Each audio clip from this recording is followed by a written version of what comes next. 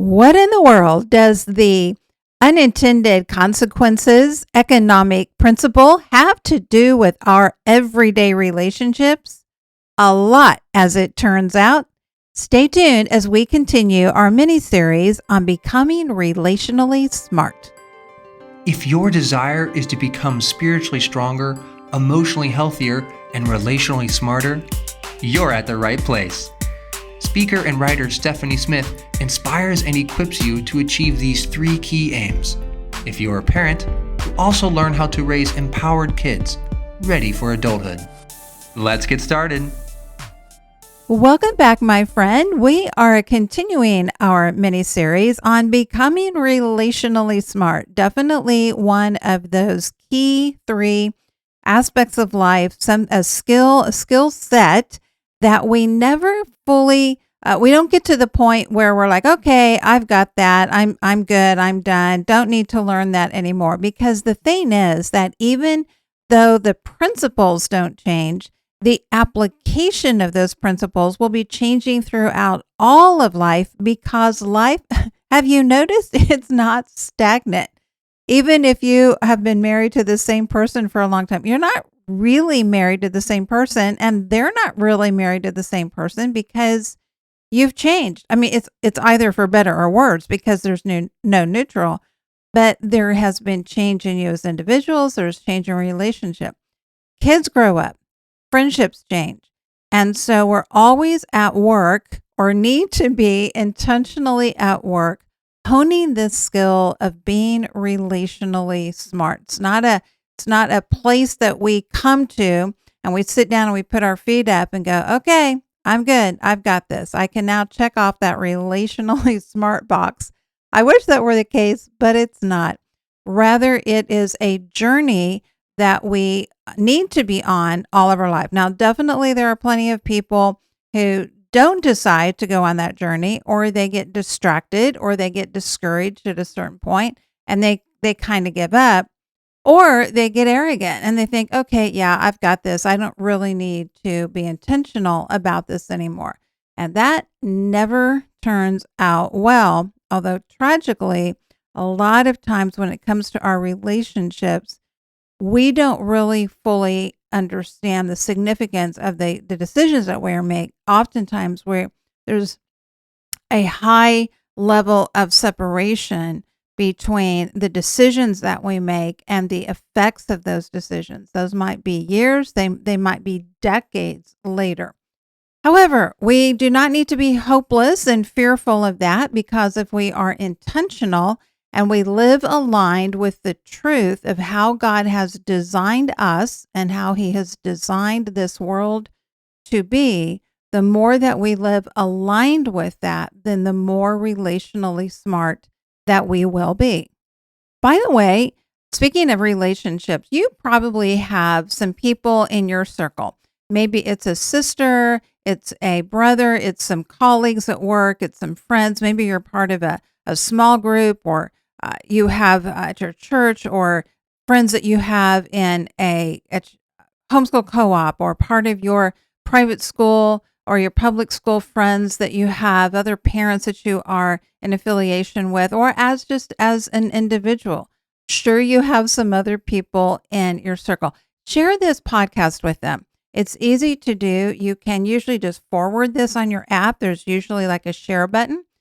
Or you can also just copy the link, or you can send them an email or a text message, a DM or whatever, and say, hey, check out the Life's Key 3 podcast. And they can find it on a podcast app, or can always go to the website, stephaniepresents.com, and you can listen to the podcast there and see the episodes. And while you're there, if you haven't already, sign up for the weekly newsletter, High Impact. Okay, so let's get back to what we're going to talk about today. You know, I opened with asking the question about the principle of unintended consequences in economics. And maybe you're familiar with that, but just in case you're not, I'm going to give you a story that illustrates what this principle is.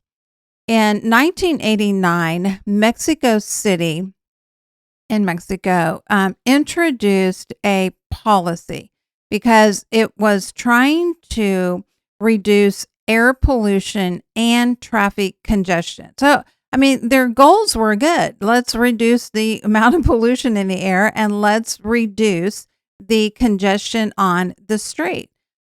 Well, they thought that through and came up with a policy. And what they did was they had uh, if depending on the last digit of the license plate, then your vehicle was not allowed on the road on certain days, 1 day per week. So it wasn't like every other day you couldn't drive your vehicle. It was just 1 day a week.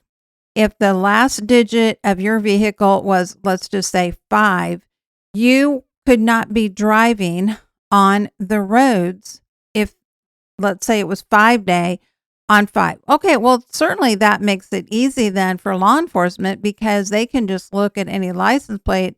And if that last digit was a 5, then they would know, okay, they're in violation of this policy. We can pull them over, issue the fine, ticket, whatever it was that they did. It would seem to make sense, right?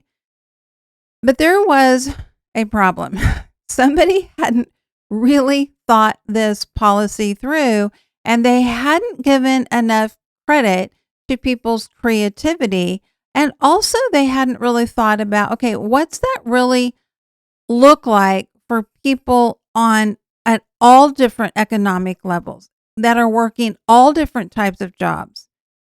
Because it's one thing to be able to make decisions and think about how it affects you and your colleagues and the people in your circle. But responsible leaders think about the impact of how it's going to be at all those different levels. And a lot of that only happens when you get out and you actually talk to people before you implement policies. Fortunately, that whole idea still hasn't seemed to have become the norm in leadership. Well, what happened was the idea was, well, what people will do is if their vehicle ends in a 5 is they will carpool on one of those days. They will find a buddy whose last digit is a 7 and they'll switch back and forth. And so again, it wasn't that the ideas didn't have some merit, they did. But again, it wasn't based on how people actually had the capacity to function because it's one of those ideas that, oh, yeah, okay, just go find somebody else that, whose vehicle ends in a 7 and carpool. Well, it doesn't necessarily mean that everybody was going to have people within their geographic location who were going to be going to the same areas at the same times of days. I mean, that just was not realistic thinking. And so what happened was the opposite effect.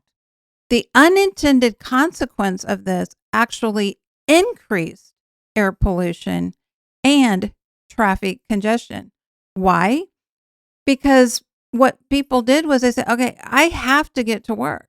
I can't just give up driving for a day. And I don't always have somebody that I can carpool with on the day that my vehicle is supposed to be off the road. So what did they do? They went and they bought second cars. And because the people that were often impacted by this were people who were in lower or middle economic classes, then they often ended up buying older, cheaper vehicles, which were what? These had lower quality of air, transmissions, and all of that. And so they were higher polluting vehicles. And so then they would just get a different license plate. So they would be able to have transportation every single day of the week. And studies showed over time that policy actually increased carbon monoxide levels by 13%. So, and not only did it increase the carbon monoxide levels, it didn't do anything to cut down the congestion of traffic. The other thing that it did was because some of these vehicles that were so cheap were also didn't have the highest safety records because they were cheaper because they were more cheaply made. Then you had more fatalities because when people were in wrecks, the outcome of those wrecks was worse. So this whole policy that was implemented, it meant well, but it ended up doing more damage than it caused. And unfortunately, it is not the only type of policy. I mean, there's all types of policies that have happened over time and have happened definitely here in the United States that people don't think through the whole impact of how that policy is going to function. And sometimes it's not until a year or 10 or 20 years later before the full impact of those policies actually show up.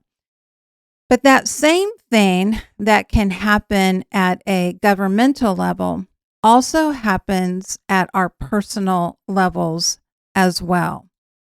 You know, we sometimes have good motivations, just like this Mexico City policy. I mean, it was well intended, and we can have good intentions, but good intentions are never enough. Good intentions will not make you a good parent. They will not make you a good friend. They will not make you a good spouse. They are not enough by themselves. And you can actually end up doing more harm over the long run than good when your good intentions don't get matched up with good practices. And when I say good practices, that is practices that are aligned with the truth of how God has designed us to function as individuals and in our communities.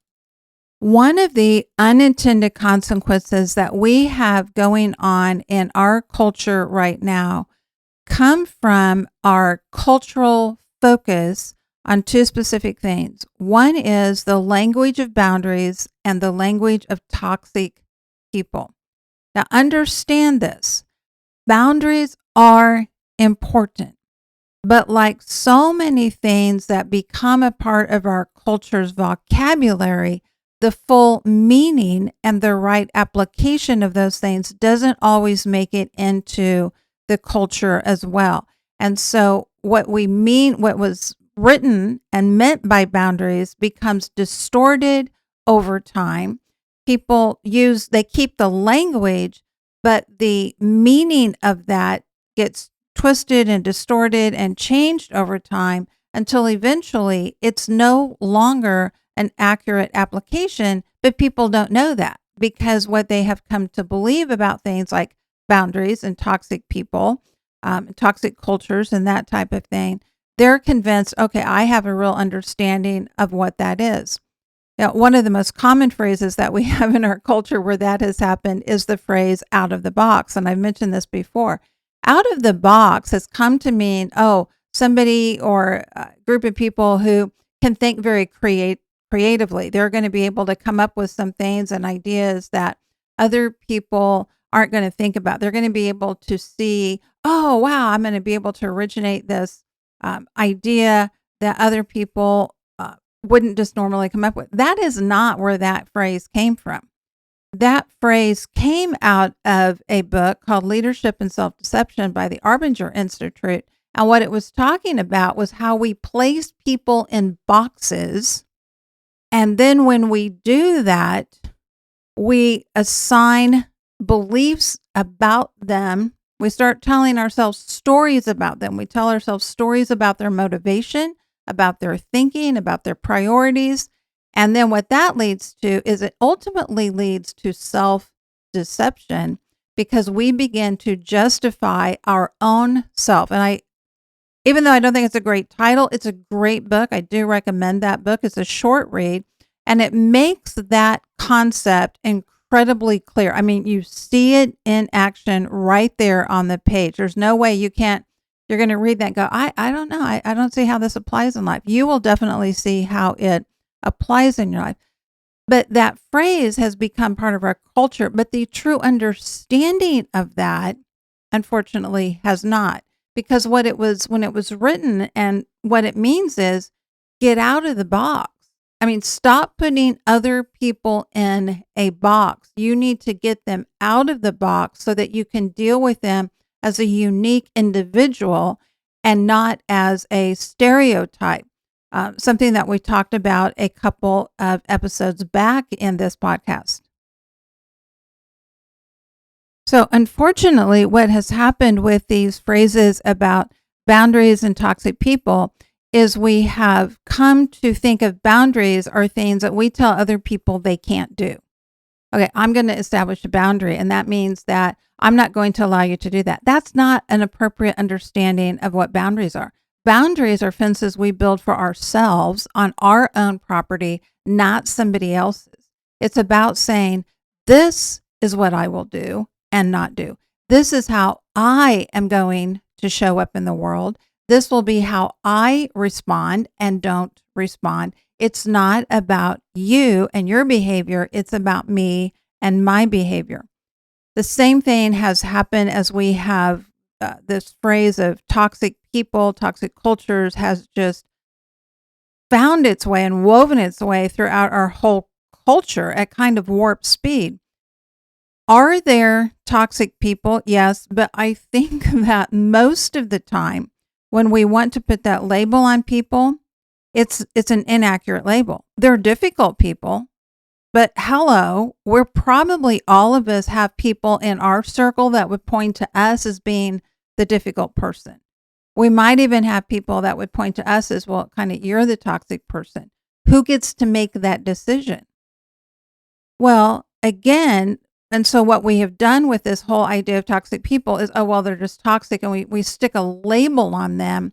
Again, what do? We put them in a box. We put a label on that box, toxic, and that way it justifies what? It justifies us rejecting them, ignoring them, giving up on them, walking away from them, impugning them, chastising them, putting them down. It ends up often justifying our behavior, which is not right and appropriate.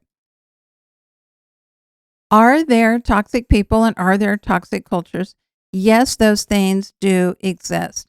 But I think that we have found it way too easy to just label what's difficult as toxic as a way to excuse ourselves from not engaging with things and with people that are difficult.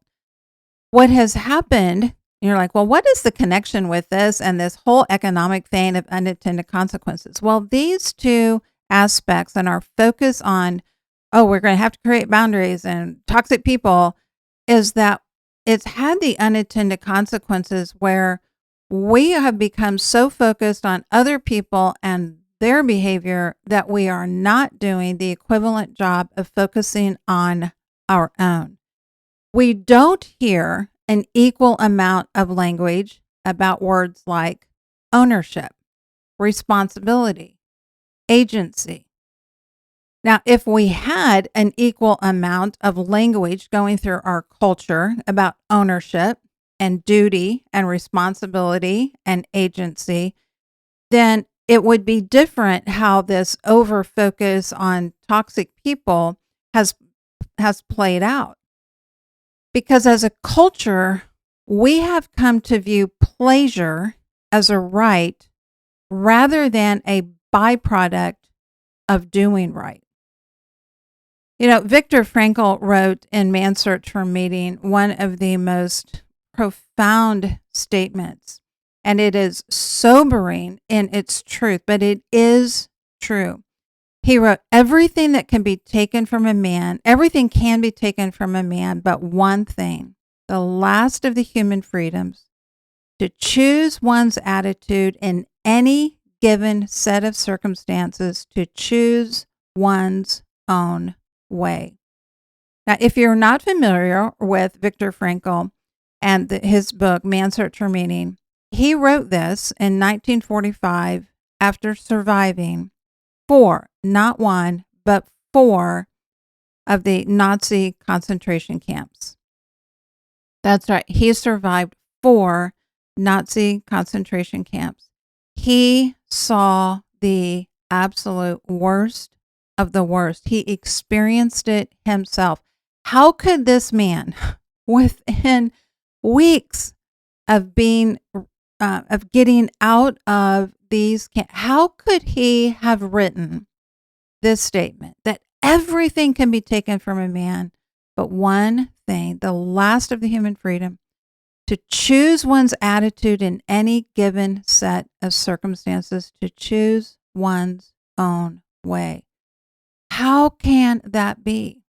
That is a sobering, and yet it is an incredibly empowering truth if we will choose to live aligned with it or not. Now, unfortunately, most of the time, we don't want to live aligned with that, and as a culture, because that means I have to take my focus off of other people and their behavior and getting them to change and getting them to shape up, and I have to look at myself. How am I choosing to show up? Regardless of the circumstances I am in, what is my attitude? Well, certainly there is a difference between what we can cause to happen in terms of circumstances. We don't just have this ultimate divine power to shape all of our circumstances, but we always have the power to choose our attitude, how we are going to show up. Will we conduct ourselves with integrity and honor, or will we not? No one else can ever force you to act in a way that is not filled with dignity and honor and integrity. No one can ever force that from us. But when we get so obsessed with looking out and trying to assess, is that person toxic? Am I in a toxic culture at work? Is this in a toxic relationship? Do I need to be putting up boundaries here? Again, I'm not saying that those things don't exist, and I'm not saying boundaries aren't important, but boundaries have to be understood rightly for what they are. They are not fences we build on other people's property. They're fences we build on our own property. It's not about pointing out other people's behavior and telling them to change. It's about looking at our behavior and how we are or aren't going to show up. So we're going to continue talking about this subject next week as we continue this mini-series on becoming relationally smart, because we have to understand that at the foundation of every relationship that we have, it always goes back to our ownership of ourselves. It always comes back to that. It always starts with that. Am I taking personal responsibility for my attitude, for my words, for my behavior? Or am I pointing fingers? Am I blaming other people? Am I putting people in a box and I'm sticking a label on them and I'm saying they're toxic, or they're lazy, or they're uncaring, or they're selfish, or they're unconcerned, or whatever the labels that we want to put on them? And then we use those labels to justify how we are showing up, because that's the cycle that happens. It just will happen by default. We don't have to try to make that cycle happen. That's just the one that we will come by naturally. I mean, do you see little kids that when they are, 2 and 3 and 4 and 5, do you see that by default that they are showing up and going, you know what, I took that toy away and I really need to go and apologize, to my sibling for that. No. What do you hear? He took my toy. She hit me. He poked me in the eye. He said a bad word. I mean, it comes naturally to us to start pointing fingers really early at other people and their wrong behavior.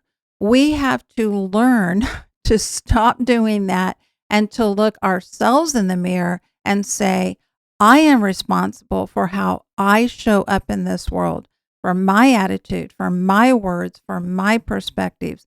And I don't get to excuse myself from being unkind or lazy or selfish because of anybody else's behavior. But here's the beautiful thing about this. The Bible tells us that it is truth that sets us free. And it is truth that sets us free. Not just knowing it, because we can know something. It's about living it, though. It's not just coming across the information. It's when we live aligned with truth that sets us free. And while it can be incredibly hard to stop pointing fingers and looking around and blaming circumstances or other people for why we have a lousy mood or why we're unkind or hateful or selfish or lazy or whatever it is that we have going on, or even to other degrees where, well, if he was a better husband, I wouldn't be over here having an affair. Well, if she was a better wife, then I wouldn't have to go use porn. Well, if my boss was just a better person, then I would be able to come and show up and give 100% at my job. When we stop doing those types of things and we take ownership of our life, that is when we really begin to experience true freedom. Because you see, as long as I'm dependent on circumstances or other people for my character, I'm really giving other people power over me. And that doesn't turn out too well, because most of the time we're struggle enough to take responsibility for ourselves. And when I hand that off to somebody else, I'm just it's kind of like saying, okay, here's the end of my leash. Just drag me wherever you want to go. You and, another person with your own problems. But when we take those and say, no, I will take those back in my hands and I will bring them and I will say, God, I am going to hold onto these, and under the power and guidance of your Holy Spirit, then I'm going to ask you to lead me to do what is right, to lead me in right paths. That is when we will experience freedom. And that is one of the most powerful ways that we can become relationally smart. All right, my friend, I hope that you are benefiting from this podcast and this podcast series that we're doing. Again, share this with a friend. If you leave a rating and a review, that's awesome. I really appreciate that. And also remember this, because it is absolutely true. You have an impact that is immeasurable, eternal, and irreplaceable. I'll see you next time. Thank you for listening. Visit the website stephaniepresents.com and sign up for High Impact to join the mission of building spiritually strong, emotionally healthy, and relationally smart women and families. You can also book Stephanie to speak at your event and check out additional resources. Together, we can invite and equip generations to engage fully in God's grand story.